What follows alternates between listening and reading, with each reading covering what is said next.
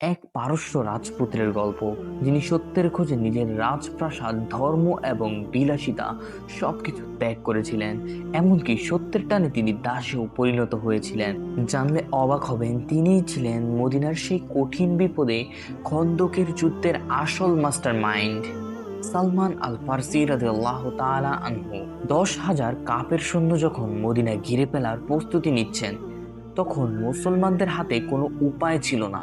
মরুভূমির যুদ্ধে শহর রক্ষা করা ছিল প্রায় অসম্ভব। ঠিক সেই মুহূর্তে সালমান রাদিয়াল্লাহু তাআলা আনহু রাসূল সাল্লাল্লাহু আলাইহি ওয়াসাল্লামকে এক অদ্ভুত পরামর্শ দিলেন, শহরের চারপাশে বিশাল এক পরিখা বা খন্দক খনন করার।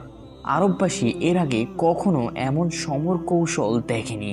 টানা 15 দিন হাড়ভাঙ্গা খাটুনি আর চরম ক্ষুধার মধ্যে সাহাবীরা যখন মাটি খুঁড়ছিলেন, তখন সালমান রাদিয়াল্লাহু তাআলার এক একটি কোদালের আঘাত যেন ইসলামের বিজয় নিশ্চিত করছিল। যখন পরিখা খনন শেষ হলো, বিশাল শত্রু বাহিনী এসে থমকে দাঁড়ালো। সামনে এক গভীর খাদ, যা পার হওয়া তাদের সাধ্যের বাহিরে ছিল। এই যুদ্ধের পর আনসার এবং মুহাজির উভয় দলই সালমানকে নিজেদের বলে দাবি করতে শুরু করেন।